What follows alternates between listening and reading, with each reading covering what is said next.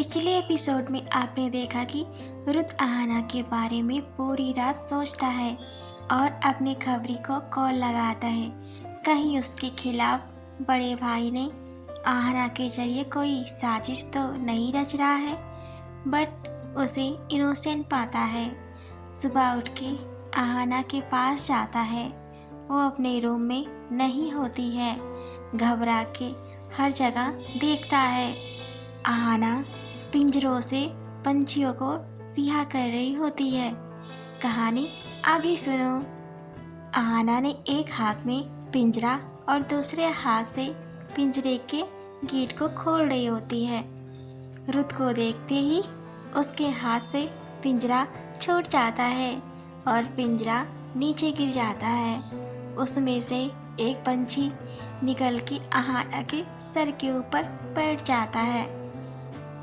रुत भीरी सी स्माइल देता है और रुत देखता है कि आहाना अपना एक हाथ दूसरे हाथ में कर उंगलियों से उंगलियां दबा रही होती है और चेहरा तो शांत पर आंखें हलचल कर रही है।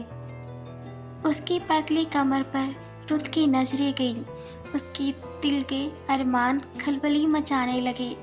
उसकी कमर का वो काला तिल जो ठीक नाभि के नीचे था। रुत उसे देखता है तो नजरें नीचे कर लेता है। उसकी सुराही जैसी गर्दन, घुटने तक लंबे घने काले बाल, पतला गोरा अंग, उसके हाथों की पतली लंबी उंगलियां, नाजुक कलाई, रस भरे होठ और बड़ी बड़ी कत्थई सी आंखें, गोल चेहरा। रुत आहाना को देखकर उसमें खोता जा रहा था।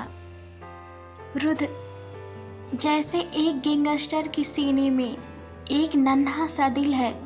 उसे पता नहीं था कि आहाना को देखते ही वह अपने दिल की धड़कन इतनी जोर जोर कभी सुन पाएगा। रुत को देखते ही आहाना घबरा सी जाती है।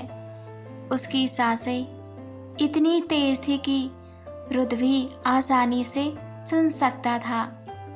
गर्दन इधर उधर घुमा रही होती है जैसे वो रुत से बच रही हो और अपने होठों को दांत से दबा रही होती है। रुत उसके चेहरे के सारे हाव भाव दूर से ही देख रहा था। ये दूरी इतनी थी कि 5 लोग उनके बीच आसानी से हो सकते हैं। रुत ने बोला, तुम यहाँ की तो नहीं लगती। तुम कहाँ की रहने वाली हो और तुम्हारा नाम क्या है? तुम इन शादी के जोड़े में कल से हो। तुम्हारे लिए मैंने नए कपड़े मंगवाए हैं। अंकल से कहकर उसे पहन लो और फ्रेश हो जाओ। तुमको कोई ड्रेसिंग सेंस नहीं है क्या? ये तुम्हारी कमर क्यों खुली है और तुम्हारा दुपट्टा कहाँ है? बंद करो इसे तुरंत। आहाना कांपते होठों से बोलती है, मैं चेंज करके आती हूँ। रुत वहीं खड़ा होकर उसे जाते हुए देखता रहता है और सोचता है, लगता है मैंने ज़्यादा ही डांट दिया। रुत ने अपनी लाइफ में बहुत से गलती गुनाह करके कभी भी नहीं माना उसने क्या किया, पर आज आहाना को जरा सी डांट लगाने के बाद उसे बहुत ज़्यादा बुरा लग रहा होता है। आहाना देखती है कि उसकी रूम की अलमीरा में इतने सारे कपड़े, अलग अलग रंग, अलग अलग डिज़ाइन के सूट होते हैं। सोचती है, अच्छा तो इस लड़के को कल्चरल कपड़े पसंद है। इसने एक भी वेस्टर्न कपड़े नहीं रखे। कहाँ मैं वेस्टर्न कपड़ों की शौकीन। आहाना खुद से बोलते हुए कहती है, कोई बात नहीं आहाना, सासमल, तुझे इन्हीं कपड़ों में एडजस्ट करना होगा। आखिर तेरे पास कोई रास्ता भी नहीं है। वैसे ये लड़का थोड़ा खड़ूस है, पर जेंटलमैन है। इसने मुझे अपने घर में सेफ रखा है। उन लड़कों ने तो अब तक मुझे कहीं का नहीं छोड़ा होता। इसने मुझे समय पर बचाया है। इसके लिए तो मैं कुछ दिन इसकी वाली कर लेती हूँ। आखिर में इसने मेरी आबरू बचाई है। फिर कपड़ा निकालते हुए स्माइल करती है और बोलती है, ये आलिया कट सेट मुझ पे अच्छा लगेगा। आहाना ने अपनी सौतीली माँ को पहनते हुए रोज़ देखती थी। फिर उसे अपने बाबा की याद आने लगती है। बोलती है, बाबा के पास कॉल करूं? मन नहीं लग रहा। उनके बिना कितनी परवाह करते हैं मेरी, पता नहीं माँ उनके साथ कैसा बिहेव कर रही होगी। उधर आहाना की सौतेली माँ आहाना के पिता को खाना पानी देना बंद कर देती है। आहाना के बाबा बिस्तर पर पड़े हुए होते हैं।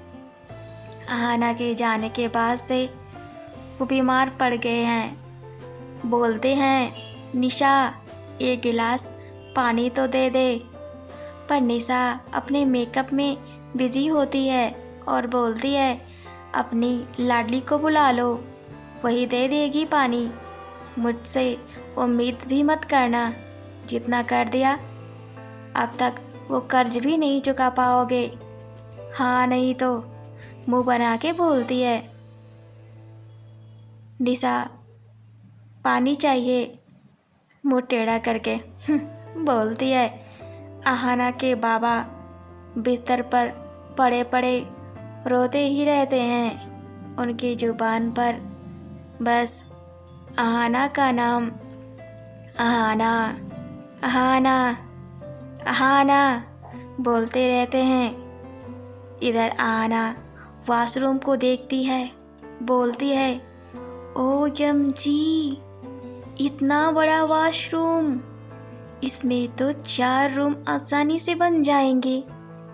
लगता है बहुत पैसे वाला है। वॉशरूम की हर चीज़ को देखकर आहाना का मुंह खुला का खुला रह गया था। चारों तरफ मिरर, बाथटब इतना बड़ा कि 10 लोग एक साथ आराम से नहा सकते हैं। अगर ये मेरी सीरीज आपको अच्छी लग रही हो तो सपोर्ट करें। Thanks for watching. तो मिलते हैं नेक्स्ट एपिसोड में। देखते हैं आहाना इसके आगे क्या करती है। क्या आहाना अपना असली नाम बता पाएगी या रुद्र अपने कारोबार के बारे में बता पाएगा कि वो गैंगस्टर है या कुछ और। जानते हैं अगले एपिसोड में। तो मिलते हैं कल।